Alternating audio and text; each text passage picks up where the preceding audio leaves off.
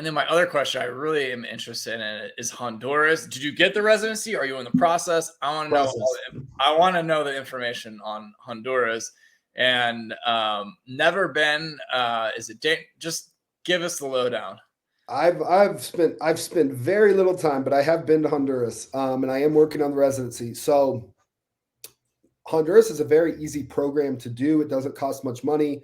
Legal fees 5, 6, 7 grand, and then you put money in a bank account, and then you basically just move money in and out of the bank account for 3 years.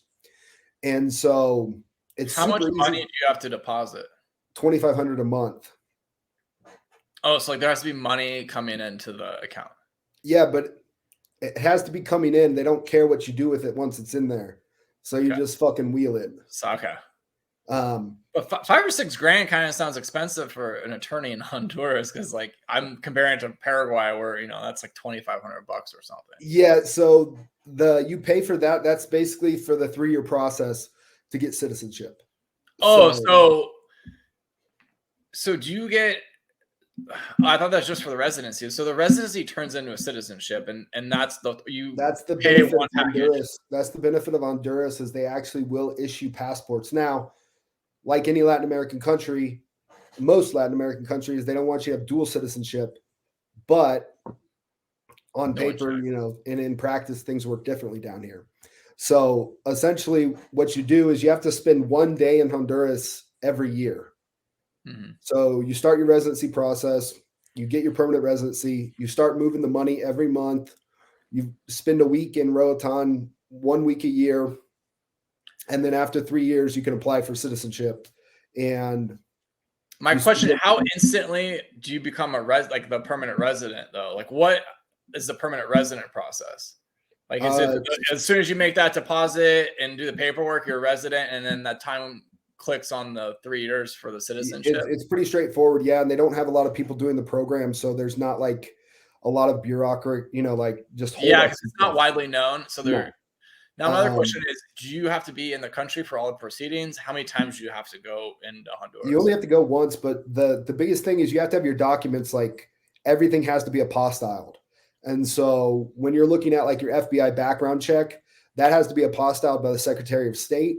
Yeah. That takes 3 months. So you basically have this month where you get your FBI background check, you ship it off to the Secretary of State in the United States if you're an American citizen. It takes about 3 months to get it apostilled, and then you have 2 weeks, man. Huh? I did it in 2 weeks. Dude, it took me 3 months. There's a service that does it for you. Yeah, FBI.com or whatever. I had it back in 2 weeks. See, mine took 3 months. But it cost like $150. Yeah, it was $150. It took forever. Really? Yeah. So that was the issue I ran into with that, and I got to redo it because I basically had that done, and I had like a 7-week window to go to Honduras, but I tore my Achilles. So I couldn't like go on a plane. So then that 6-month window of when they issued the FBI background check ran out and screwed up the whole process for me. I'm actually very interested in that because it's got a path towards citizenship, because getting a second passport is a big deal because a lot of these residencies lead to nowhere. And that's why I like Paraguay, because there's an option in 36 months to get a citizenship. Panama goes nowhere. Yeah. But it's a good flag to have. But I definitely want to get another, passport. And I know a lot of Bitcoin guys that are doing stuff on Roatan. So I met some dudes at the Bitcoin conference, and they were kind of involved in Paraguay, and they just opened like a Bitcoin education center on Roatan. And then I have a really good, crazy friend, and his dad owned like a little boutique hotel down there. Yeah. And the two, they've been going down there and raising hell. And I've been hearing all these stories about that island. And I'm very curious to check it out. And there's some guys, I don't know if they're gonna be able to pull it off, but they're trying to make like a Bitcoin economic zone, and the government's like approved it kind of. Right? Yeah, Prospera, and where there's like no taxes and stuff, and it's like a private community. I don't know if that's just a giant marketing scheme, Ponzi, whatever. I've seen some of the stuff. I know some guys kind of involved, so I know it's not complete BS. Do you know anything about that? Yeah, I've talked to a couple of those guys that, started that. I don't know if they were the founder or CFO or what. I can't remember. They seem to have hit some bumps in the road. because a Okay. couple of years ago it sounded pretty awesome. But currently they're having a lot of issues with there's a new president, a new government involved. A lot of the locals don't like them because there's like water rights and land rights and all this stuff.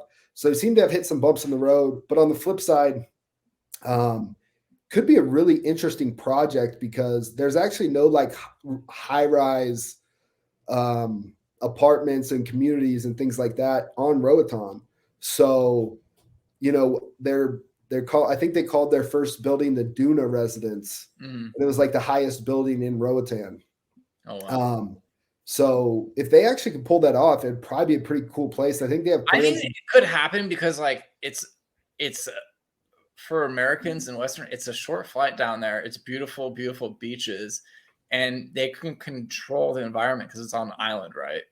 And like they can, and like if it was on the mainland, I feel like they could clean up the crime and all that stuff. But on the other end, I know some very respected guys. They're kind of like intelligence kind of guys, and I was talking about this to them, like all pie in the sky, and they were like, dude, they're like, we own some land on Roatan, like we can't sell it. He's like, there's some bad crimes that happen there, and they sweep it under the rug. You just won't see it in the news, type of stuff. And I believe these guys a lot. So, did you go to Roatan when you were there or no? No, I was in the capital for like 24 hours, a real quick trip. But So is there anything going on in the capital, or is it pretty? no, mainland Honduras is dangerous as fuck. Like on paper, it should be pretty dope because it's a super beautiful country. But no, I mean You just it's stay in the hotel. it's like what El Salvador was 5 years ago, Yeah. where it's like it's so dangerous, you don't feel comfortable really doing anything. Especially if As a foreigner. as a foreigner who Oh, doesn't. I mean, are there any expats there, or it's just probably no foreigners? Dude, I'm in the expat group on Facebook for one Tegucigalpa. I think there's like 300 people in the whole fucking group. Like there's no The whole country there. Yeah, and like three-fourths of them are married to like some local, and that's the only reason they're in that group because they want to like know about the city when they go down for Christmas. So Holy it's shit. like there's no expats in mainland Honduras for good reason. Okay. No, that's interesting. I'm interested in that because this is, I think it's going to be super easy, and it has a second you can get a second, third passport there.